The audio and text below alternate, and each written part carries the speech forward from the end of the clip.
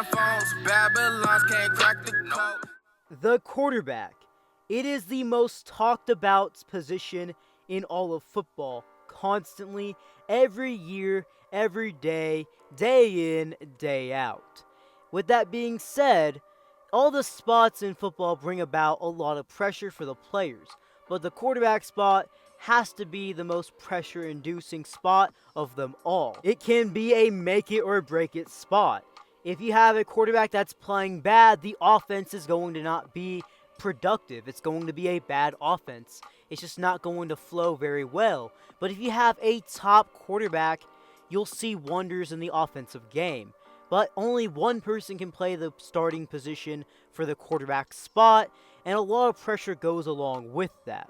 As only one can play the spot, and if you play bad, fans are calling for your head, for you to be replaced. But when you're playing great, you're talked about being one of the best in the game. In today's video, I am going to be talking about some quarterbacks heading into the 2022 college football season that have some of the most pressure on their shoulders heading in, and it varies from quarterback to quarterback.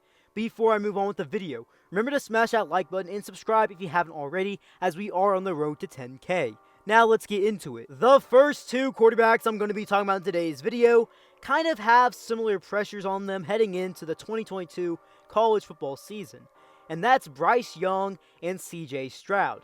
First, with Bryce Young, the starting quarterback at Alabama, coming off a strong 2021 season in which he won the Heisman, made it to the national title, just falling short, losing to Georgia. He had a phenomenal season, completing 67% of his passes, throwing for over 4,800 yards, 47 touchdowns to the air, and only 7 interceptions. CJ Stroud, just like Bryce Young in 2021, was his first year starting on the collegiate level, and he had a great season as well, completing 72% of his passes, throwing for 4,435 yards, 44 touchdown passes, and 6 interceptions, and was even a Heisman finalist. The pressure that is on both of these quarterbacks is pretty similar, as they're seen as the two best college football quarterbacks heading into the season. They're both Heisman finalists. They're both playing for top teams. They're both expected to be Heisman finalists again. They're both expected to be the two best quarterbacks in college football, and they're both pretty much expected to be in the college football playoff. On to the next quarterback. We have quarterback at USC, Caleb Williams. Now, Caleb Williams, as a true freshman in 2021 at Oklahoma, he was not really expected to play that much, was expected to redshirt under Spencer Rattler, but as you kept up with the season, you came to find out that he took the job from Spencer Rattler, and he had a great year. In 11 games played with the Sooners, he completed 65% of his passes, threw for 1,912 yards, 21 touchdown passes through the air, 4 interceptions, and 6 total touchdowns on the ground. The guy was absolutely electric, and everyone saw it on full display when he came in for Spencer Rattler versus Texas and led a huge comeback for a win. He's someone that showed a lot of potential, not only with his play on the field, but his leadership as well, just as a true freshman. Caleb Williams became the talk of college football when Lincoln Riley left for USC, as even when he was still at Oklahoma about to play in a bowl game, everyone said, is he going to stay at Oklahoma, or is he going to go to the transfer portal? And when he entered the transfer portal, for pretty much the entire month that he was there, everyone was talking about him. He was the talk of town every day. Caleb Williams has a lot of high expectations going into 2022. All that pressure. Now, he's going to have that no matter what, even if he was at Oklahoma, but he is at USC. He's been the talk of town pretty much non-stop when Lincoln Riley left to USC to pretty much the day he decided to commit to USC, as people were talking about him. It's a hot topic. He was a hot topic in that time, and he still is a hot topic, as people are expecting him to potentially be a Heisman winner, a Heisman finalist, someone who's going to bring USC football back to their glory days, and they're expecting it in 2022. With the next quarterback, he also played at OU in 2021, and that's Spencer Rattler, who is now at South Carolina. Now, Rattler in 2021 had extreme expectations. He was expected to win the Heisman, bring OU to the national title game. He was expected to be the number 1 pick in the 2022 NFL Draft. And he just straight up didn't reach his expectations. In my opinion, I didn't think he was as bad as some of the people were saying he was in his opening for OU in 2021. But he did eventually get benched during the OU-Texas game, in which Caleb Williams took the starting job and straight up ran away with it. Spencer Rattler in 2021 in 9 games played completed 75% of his passes, threw for 1,483 yards, 11 touchdowns, and 5 interceptions. Let me start off by saying this about pressure heading into the season. His pressure and his expectations are nowhere near the level they were heading into 2021 with Oklahoma, and not even 2020 at Oklahoma. This is pretty much a whole new start for Spencer Rattler, and honestly, a lot of people are writing him off. But he is Spencer Rattler, and he's going to have a lot of pressure around him heading into the season just because of who he is and the coverage he gets by the media. He's not going to get replaced at South Carolina, but he has a lot of college football fans in general that have written him off, and I honestly want to see him prove a lot of people wrong.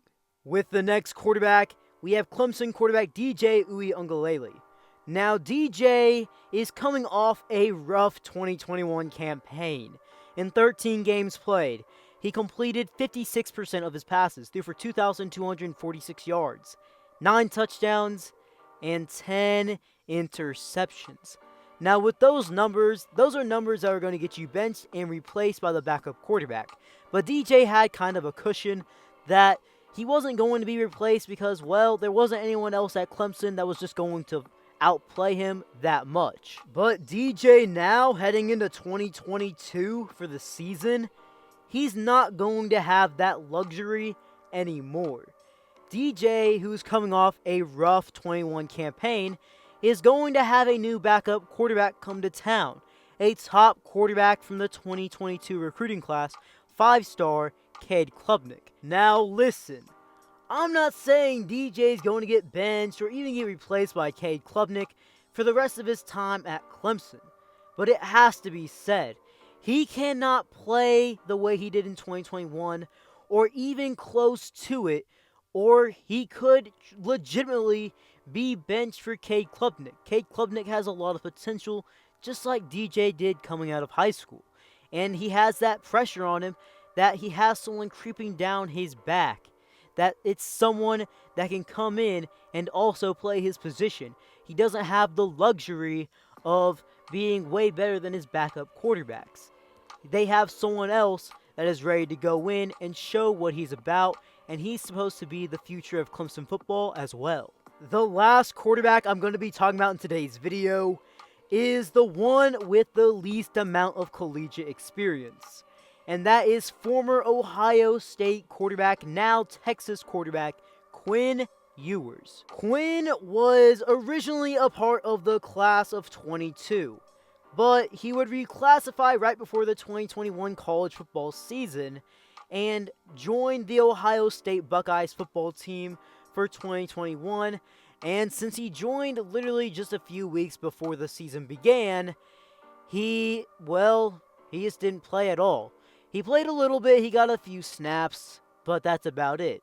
That's all he was in his career as an Ohio State Buckeye before he entered the transfer portal and ultimately ended up at Texas. Although he has not necessarily proved himself as a collegiate quarterback yet, people are expecting Quinn to be one of the best right off the bat. They're expecting him not only to be a top quarterback, but they're expecting him in the future to win a Heisman. They're expecting him to bring Texas football back, and they think he's going to explode in Sark's offense. He's been a big name in not only football, but college football, and when people talk about it, since he was in high school. The guy was the number 1 player in 2022 and became the number 1 player in the class of 2021. And if you look at the all-time recruit rankings, according to 24/7 Sports, Quinn Ewers is one of the top recruits to ever come out of high school. He has a lot of expectations and he has a lot of pressure to meet those expectations in even year one at Texas. And if you think about it, he's kind of a true freshman right now. He was originally part of 2022, but he is technically a redshirt freshman. And although he's barely taken any meaningful snaps, and really hardly any snaps at all, he's expected to be one of the best, and that is a lofty expectation, even though I do think he's going to be a great quarterback. Well guys, if you made it this far in the video, comment some video suggestions down below for future videos you want to see on this channel. And before you head out, remember to smash that like button, turn on those post notifications, and subscribe for more videos. Be Kelly out.